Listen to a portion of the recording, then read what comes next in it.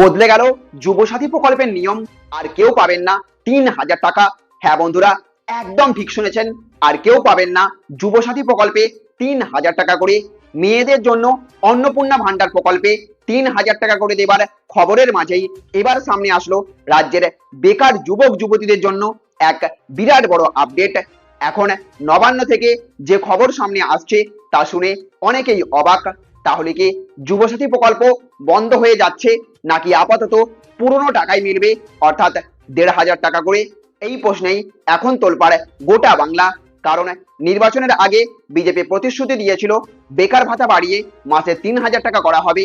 তাই আজকের এই ভিডিওতে আমরা জানবো এই মাসে অ্যাকাউন্টে কত টাকা ঢুকতে পারে, কবে টাকা আসবে, আর কবে থেকে ৩,০০০ টাকা কার্যকর করা হতে পারে, কারা কারা এই প্রকল্পে টাকা পাবেন, কবে থেকে শুরু হচ্ছে ভেরিফিকেশন, আপনাকে কি কি করতে হবে, যারা নতুন করে আবেদন করবেন তাদের জন্য কি কি করতে হতে পারে, সমস্ত কিছু জানিয়ে দেব আজকের এই ভিডিওতে।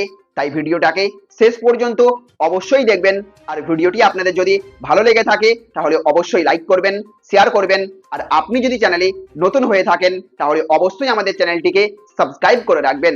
তো বন্ধুরা, রাজ্যে নতুন বিজেপি সরকার ক্ষমতায় আসার পর থেকেই সবচেয়ে বড় আলোচনার বিষয় হয়ে উঠেছে বিভিন্ন সরকারি ভাতা প্রকল্প।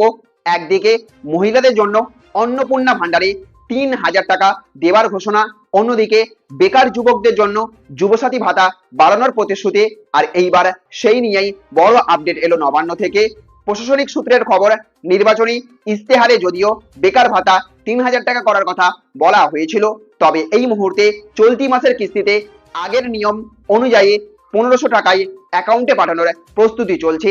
কারণ নতুন সরকারের বাজেট অ্যালোকেশন, ফাইন্যান্সিয়াল রিভিউ এবং বিভিন্ন প্রকল্পের অডিট প্রসেস এখনো পুরোপুরি শেষ করা হয়নি। শুধু তাই নয়, সরকার এখন ভুয়ো বেনিফিশিয়ারি চিহ্নিত করার কাজও শুরু করা হচ্ছে, অর্থাৎ ভেরিফিকেশন চলছে।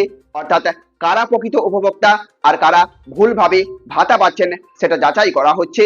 এই ভেরিফিকেশন প্রসেস শেষ না হওয়া পর্যন্ত ভাতার অ্যামাউন্ট বাড়ানোর বিষয়ে ফাইনাল নোটিফিকেশন জারি করা সম্ভব নয় বলেই জানা যাচ্ছে প্রশাসনিক সূত্রের খবর। এখন প্রশ্ন, কবে থেকে তাহলে অ্যাকাউন্টে টাকা ঢুকতে শুরু করবে? প্রশাসনিক তথ্য অনুযায়ী সাধারণত প্রতি মাসের শেষ সপ্তাহ বা পরের মাসের প্রথম সপ্তাহে ডিবিটির মাধ্যমে টাকা পাঠানো হয়। আপনার ডিবিটির লিঙ্ক থাকতে হবে। আর যেহেতু ১ জুন থেকে অন্নপূর্ণা ভান্ডারের বড়সড় রোল আউট শুরু হচ্ছে, তাই মে মাসের শেষের দিকেই যুবসাথীর টাকাও অ্যাকাউন্টে পাঠানোর চেষ্টা চলছে। তবে সবচেয়ে গুরুত্বপূর্ণ বিষয় হলো, সরকার এখনো অফিসিয়ালি ৩,০০০ টাকা কার্যকর হবার চূড়ান্ত তারিখ কিন্তু এখনো ঘোষণা করেনি। তবে সূত্রের খবর, খুব শীঘ্রই নতুন গাইডলাইন এবং অফিসিয়াল আপডেট নবান্নের পোর্টালে প্রকাশ হতে পারে।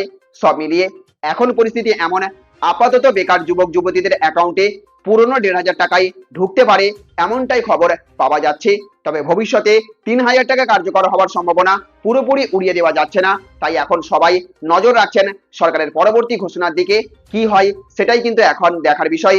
তো বন্ধুরা, আপনার কি মনে হয়, যুবসাথীর ভাতা সত্যিই ৩,০০০ টাকা করা উচিত, নাকি রাজ্যের আর্থিক অবস্থার কথা ভেবে এখনই সেটা সম্ভব নয়? অবশ্যই আপনার মতামত কমেন্টে জানাবেন। ভিডিওটি ভালো লাগলে লাইক করবেন, বেশি করে শেয়ার করবেন। চ্যানেলে নতুন হয়ে থাকলে চ্যানেলটিকে সাবস্ক্রাইব করবেন। ভালো থাকবেন, সুস্থ থাকবেন। Thank you friends, thank you for watching.